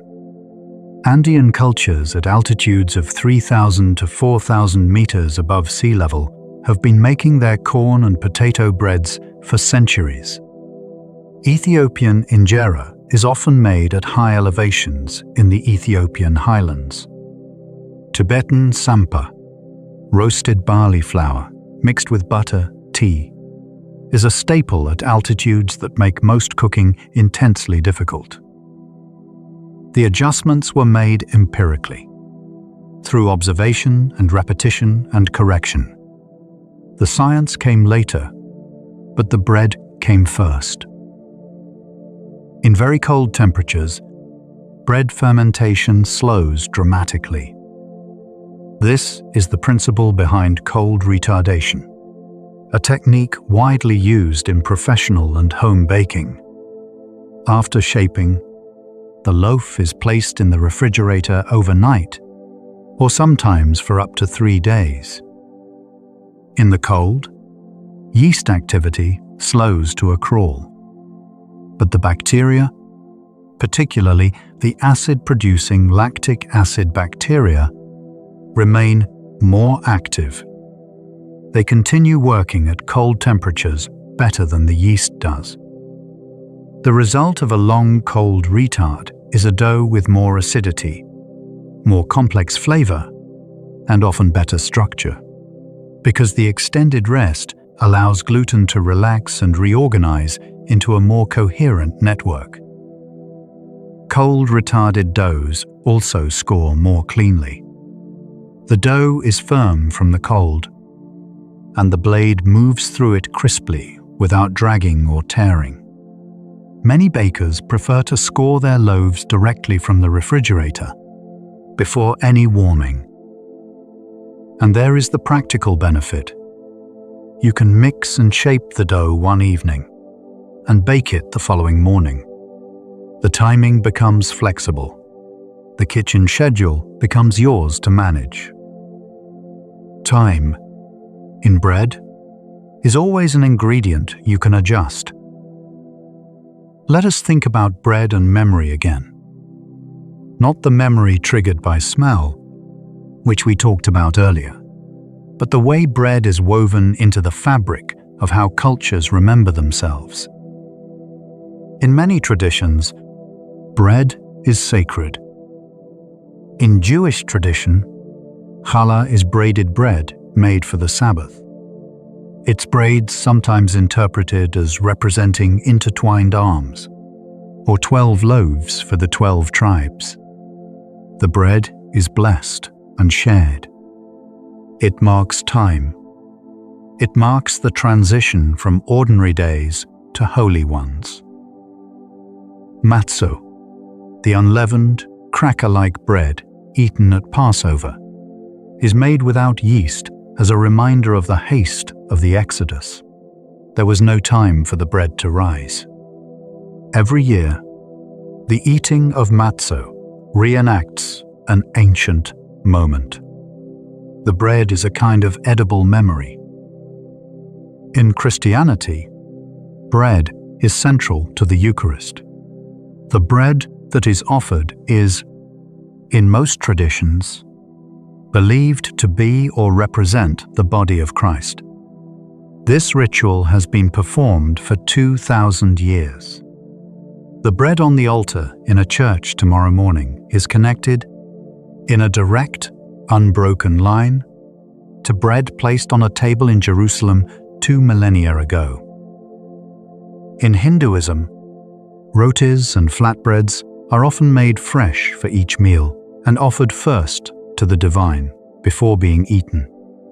The making of bread is an act of devotion as much as an act of cooking.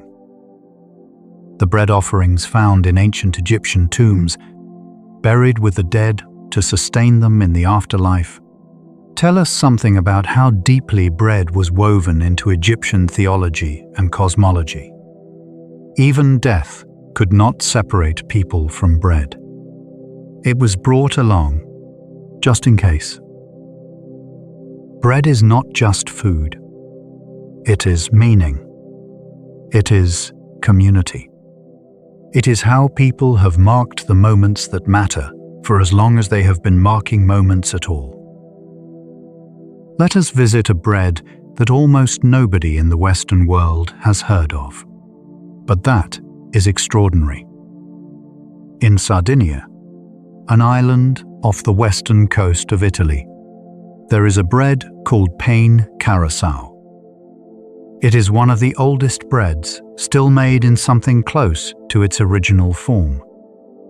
Pane carasau is made from semolina flour, ground from durum, wheat, and water, with a small amount of salt. The dough is rolled into very thin sheets and baked in an extremely hot oven. Like pita, the sheets puff dramatically in the oven as steam separates the layers. The puffed bread is then immediately split into two thin sheets, each just a few millimeters thick. These sheets are then returned to the oven for a second bake, drying them completely into rigid, cracker-like discs. The result lasts for months, possibly longer. Pane carasau was the bread of Sardinian shepherds who spent months moving their flocks across the highlands, far from any town or oven. They carried pane carasau because it kept, because it was light, because it could be softened quickly in water or broth when they needed something more substantial. There is archaeological evidence suggesting breads very similar to pane carasau were being made in Sardinia during the Bronze Age, more than 3,000 years ago. A 3,000-year-old recipe. Still made, still eaten, still recognizable. Now let us think about bread at the molecular scale, specifically about starch. Starch is the most abundant molecule in flour. A standard white wheat flour is about 68 to 72% starch by weight. Everything else, protein, fat, moisture, fiber, minerals, makes up the rest. Starch is a polymer of glucose. Glucose molecules, simple sugars, linked together in long chains, sometimes branching, sometimes straight. There are two main types of starch polymer: amylose, which is mostly a straight chain, and amylopectin, which is highly branched. Most wheat starch is roughly a quarter amylose and 3/4 amylopectin. In the raw flour, these starch polymers are packed tightly inside small granules, each one a compact, organized structure held together by hydrogen bonds. When you add water, the granules absorb some of that water and swell slightly. When you add heat, above about 60 degrees Celsius, the granules absorb water rapidly and swell dramatically. The hydrogen bonds holding the internal structure break apart. The granule membrane ruptures. The starch polymers uncoil and spread into the surrounding water. This is gelatinization, and the resulting material is a soft, continuous gel, the breadcrumb. Amylose and amylopectin behave differently after gelatinization. Amylose, the straight-chain version, readily reassembles into ordered structures as it cools. This reassembly is fast and produces a firm, somewhat rigid gel. Amylose retrogradation happens quickly, within hours of baking. Amylopectin, the branched version, reassembles much more slowly. Its branching prevents the close packing needed for rapid crystallization. Amylopectin retrogradation happens over days. Together, these two processes account for the pattern of bread staling. Within hours of baking, amylose retrogradation begins firming and setting the crumb. Over the following days, amylopectin retrogradation continues, gradually making the bread more crumbly and less pleasantly textured. Bread scientists work on this. Commercial bread manufacturers add enzymes that slow amylopectin retrogradation. They add emulsifiers that form complexes with amylose, slowing its reassembly. They adjust moisture content. They test different combinations of ingredients to push the staling curve outward, to make bread that is still soft on day 5 or day 7. Home bread, without additives, stales faster, but it tastes better while it lasts. There is a question that food writers sometimes ask. What is the difference between a good baker and a great baker? The answer, most great bakers seem to agree, is attention. A recipe can tell you to ferment for 4 hours, but a recipe cannot tell you whether 4 hours in your kitchen on a warm August afternoon is the same as 4 hours in someone else's kitchen on a cool February morning. It is not. The temperature of the room changes the rate of fermentation. The temperature of the water matters. The age of the flour matters. The vigor of the starter matters. The humidity matters. A great baker reads the dough, not the clock. They touch it. They observe how it has risen relative to where it started. They smell it. A dough that is ready has a particular yeasty, sour fragrance, different from one that has not yet fermented enough, or one that has gone too far. They learn to recognize readiness through accumulated experience. This is why bread books often say things like, "until it looks right," or "until it smells ready," or "it should feel like this," because those descriptions are, in a sense, more accurate than timestamps. They are describing a state rather than a schedule. The dough is a living system. You cannot clock a living system. You can only pay attention to it. And perhaps that is another lesson bread offers. In a world of schedules and timers and everything moving according to some external metric, bread asks you to look, to feel, to notice, to be present with something that is moving at its own pace, and trust that you will know when it is ready. There is a phenomenon in bread baking called the window pane test. It is one of the most elegant ways to assess gluten development with nothing but your hands. You take a small piece of dough, perhaps a tablespoon, and you stretch it slowly between your fingers. If the gluten is well developed, the dough will stretch thin enough to become translucent, thin as a window pane, thin enough to see light through, without tearing. If it tears before becoming translucent, the gluten is not yet fully developed. The strands are not yet long and aligned enough to stretch that far. More kneading, or more time, is needed. When you see it for the first time, that thin, almost see-through membrane of dough held between your fingers, light shining through it, elastic and intact, it is genuinely remarkable. You are looking through a network of protein, a web built by water and mixing and time. A structure so fine and regular that it is transparent. And when you bake that dough, that protein web is what holds the whole thing together. The air bubbles, the starch, the moisture, all of it contained within that invisible lattice.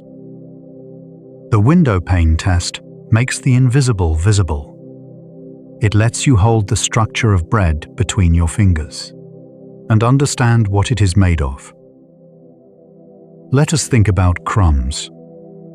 Not the metaphorical kind, the literal kind, the small particles that fall from bread as you cut it or eat it.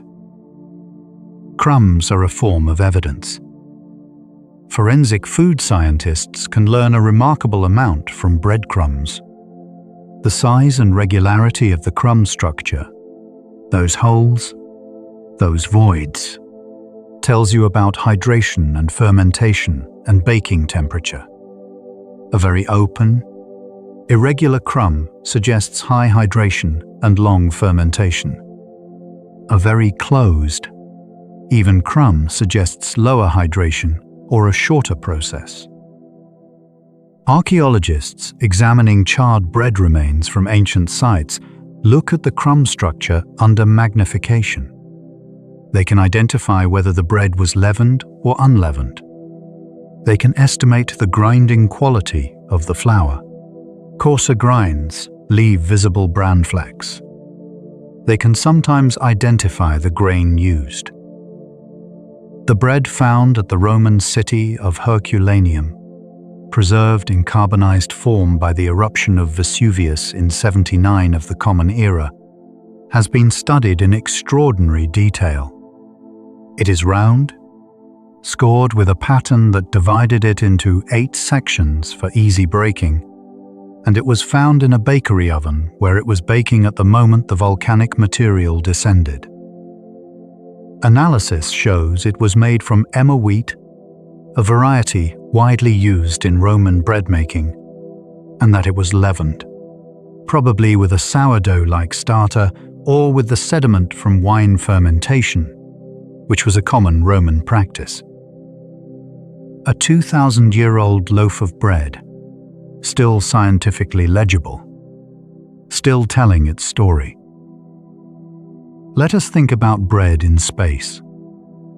This is not as far-fetched as it sounds. Bread has been a persistent challenge for space agencies. The problem is crumbs. In microgravity, crumbs do not fall. They float. And floating crumbs inside a spacecraft are a serious hazard. They can enter equipment, contaminate instruments, or be inhaled by crew members. For this reason, NASA astronauts on early missions used tortillas as a crumb-free bread substitute. Tortillas bend and fold without releasing significant crumbs. They have become standard space food partly for this reason. In 2019, a small oven was sent to the International Space Station as part of an experiment. Astronauts baked bread rolls in space for the first time. The results were documented carefully. The bread baked.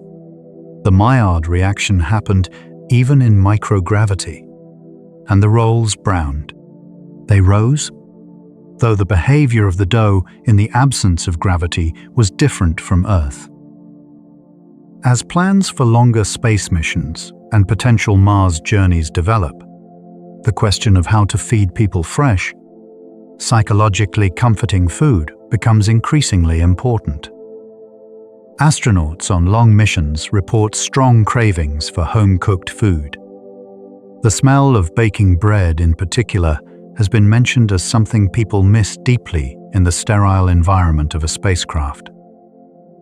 The oldest food in human history may be one of the most important foods for the human future. Let us return to something very simple. Toast. Toast is bread baked twice. The first bake produces the loaf. The second, much faster, much drier, produces toast. When you put bread in a toaster, the heating elements produce infrared radiation, a form of heat that transfers directly to the surface of the bread without needing to warm the air around it first. The surface temperature rises quickly. Free water at the surface evaporates rapidly. And then the Maillard reaction begins again. Amino acids and sugars react at the dry, hot surface to produce new browning compounds. The same chemistry that made the crust of the original loaf is now happening to the slice of crumb. Toast smells different from bread, not because the chemistry is different, but because the starting material is different. The crumb, already set and slightly staled, produces a different combination of Maillard compounds than the fresh, wet dough surface of a loaf in an oven. The toast smell is distinct. Slightly caramelly, slightly nutty, warmer somehow than baking bread, more immediate. Toast also has a texture that plain bread does not. The dehydration of the surface creates a rigid, fragile structure. When you bite into toast, that structure shatters into small fragments, a brittle fracture in engineering terms. The sound of crunching toast is partly the sound of that fragile lattice collapsing.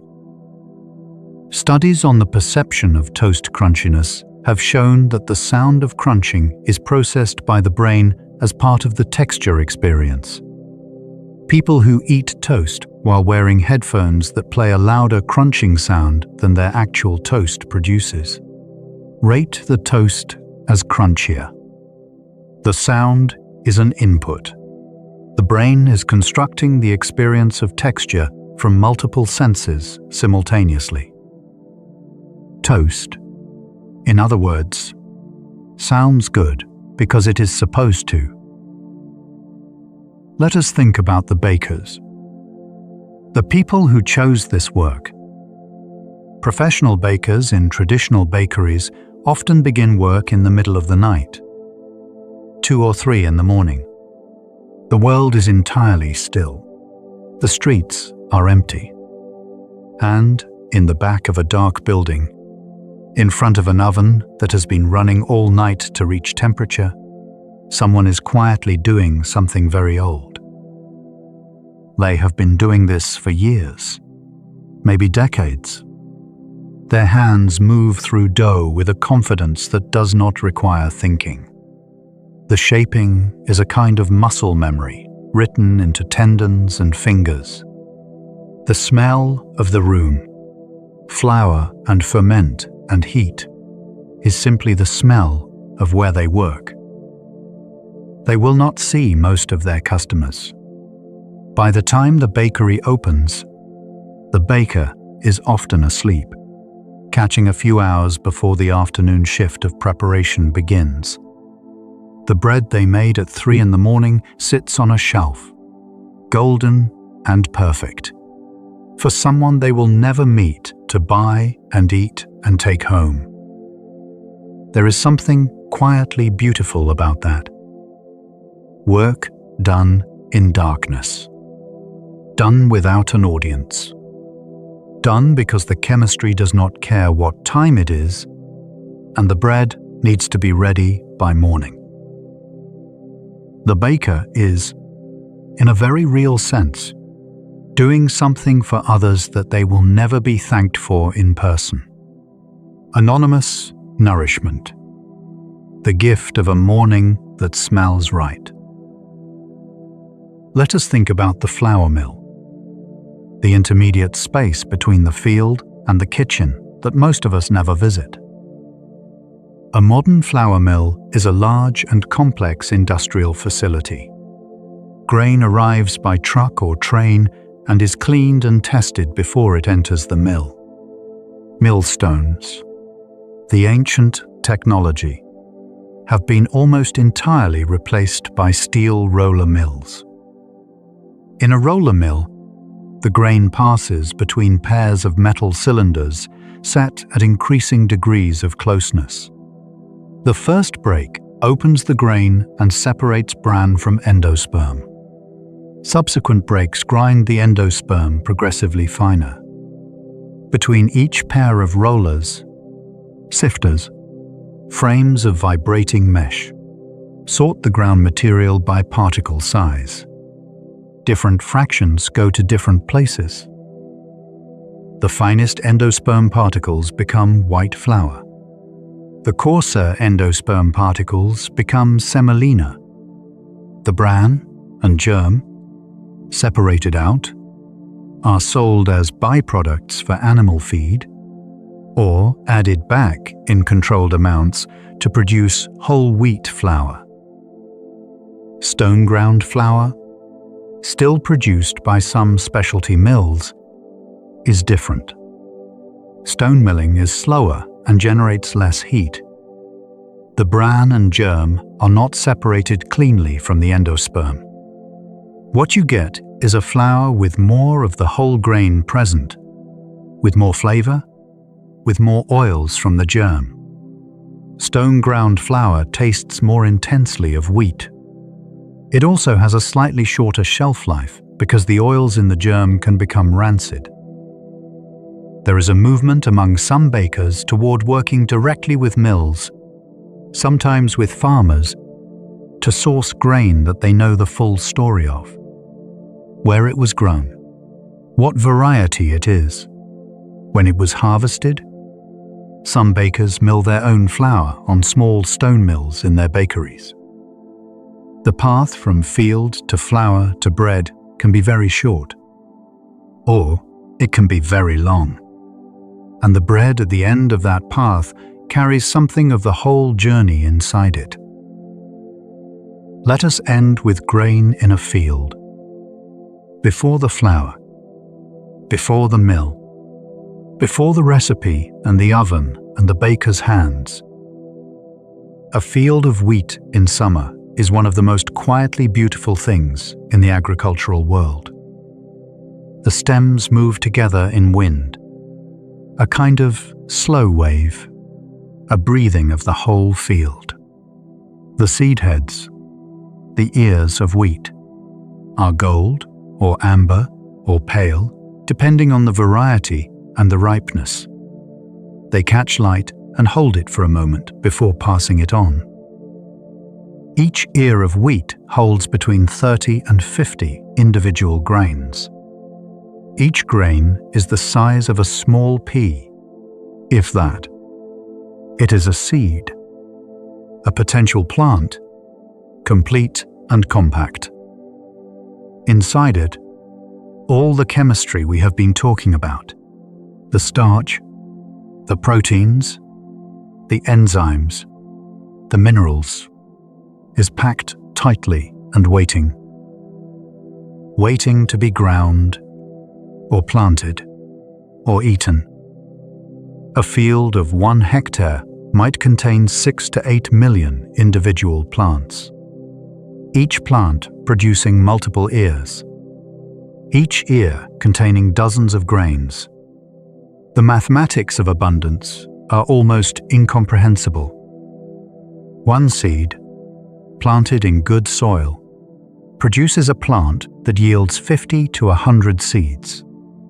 Those seeds, planted, yield 5,000 to 10,000. The geometry of grain is the geometry of abundance.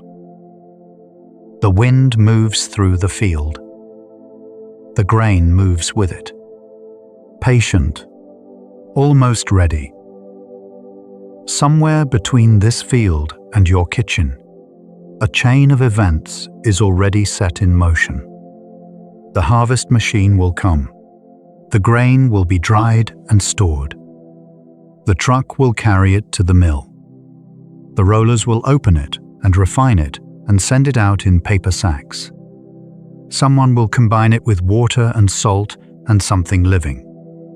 And hours or days later, from that simple chain of events, A warm loaf will sit on a cooling rack somewhere, making a kitchen smell like the oldest kind of home. Let us think about one more thing before we close. The word companion. It comes from Latin, com, meaning with, and panis, meaning bread. A companion, at its root, is someone you share bread with. This is not a coincidence. It is a record, a linguistic fossil of the fact that for most of human history, sharing bread with someone was among the most intimate and meaningful things you could do. Bread was hard to make.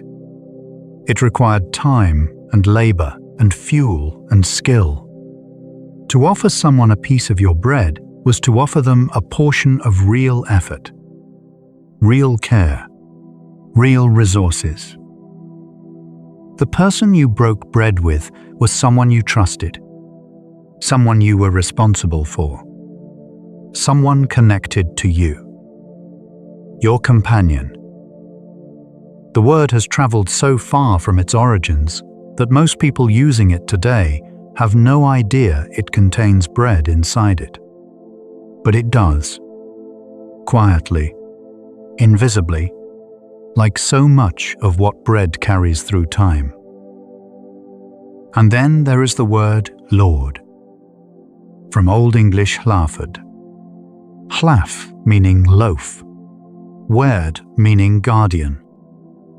A lord is a loaf guardian, the one responsible for ensuring that there is bread for those who depend on them, the keeper of the bread. And lady, from Old English halaftagi, halaf, again, meaning loaf, and daij, meaning kneader. A lady is a loaf kneader, the one who makes the bread. The highest titles in the medieval English social world, Lord and Lady, were bread words. Power and responsibility were expressed in terms of bread. Who had it? Who made it? Who ensured it kept coming? In the word lady, every aristocratic woman carried a memory of hands in dough. Language is bred all the way down. Companion, lady, lord, toast, dough, crumb, crust, loaf. The words for bread and the things around bread have been in our mouths for as long as we have had language for them. They go so deep that we cannot remove them without unraveling something important. We are, in a very profound way, a bread species. We came out of the fields. We figured out how to mill and mix and ferment and bake. And in doing so, we fed ourselves across 10,000 years and more. We crossed deserts with flatbreads in our packs. We built cities around granaries. We paid wages in loaves. We placed bread on altars and in tombs. We built words from it. We built relationships from it. We built civilizations from it. And somewhere tonight, a person is pulling a loaf from a hot oven. Somewhere a baker is shaping dough in the dark. Somewhere a starter is quietly working in a jar on a shelf. Somewhere grain is ripening in a field under a sky full of stars. The process goes on, as it always has, as it always will. And you, right now, at this moment, are part of the same long story. You have been here, breathing quietly, listening to something warm and old and slow. And now it is time to let go of the words and let the quiet do its work. We have been on a long, slow journey tonight. We started with the grain in a field. We moved through ancient kitchens and Roman bakeries and medieval markets. We traced the chemistry of gluten and the biology of yeast and the physics of steam. We thought about the enzymes doing silent work inside the dough, and the Maillard compounds filling a kitchen with warmth, and the way a crumb cools and sets and stales and can be brought almost back to life again by a little heat. We thought about the oldest flatbreads cooked on hot stones 14,000 years ago. We thought about astronauts baking in space. We thought about the word companion and what it means to break bread with someone. And in all of it, the same four things kept returning: grain, water, fire, time. Simple things, ancient things, things that between them have carried our species through every hardship and every flourishing it has ever known. You were here for all of it, quietly listening as the science of bread drifted past. As the yeast breathed and the crust browned and the world outside did whatever it was doing, far away and not very important right now. That is enough. More than enough. You have done exactly what you came here to do. If you enjoyed coming along on this journey, I would love it if you left a comment below. Even just a word. Even just the name of your favorite bread. It genuinely helps other quiet listeners find their way here, and it means a great deal to this channel. A like helps too, if you have not already. And if you want to support Sleepy Science directly and help keep these long, slow, careful videos going, we have a Patreon linked in the description. Every contribution makes a real difference. But for now, all I want you to do is rest. Let your body be heavy. Let your thoughts drift, slow and warm, like dough fermenting in a covered bowl. Somewhere, right now, someone is making bread. Hands in dough, an oven warm. A small, invisible civilization eating and breathing inside a bowl. The process is as old as civilization itself. And it is happening tonight, as you sleep, as it has happened every night, in kitchens across the world, for longer than anyone can remember. Somewhere a window is lit in the dark. Somewhere flour is being scooped into a bowl. Somewhere the smell of a new loaf is already beginning its slow spread through a quiet house. You are part of a very long story. Let it hold you. Breathe. And drift. Good night.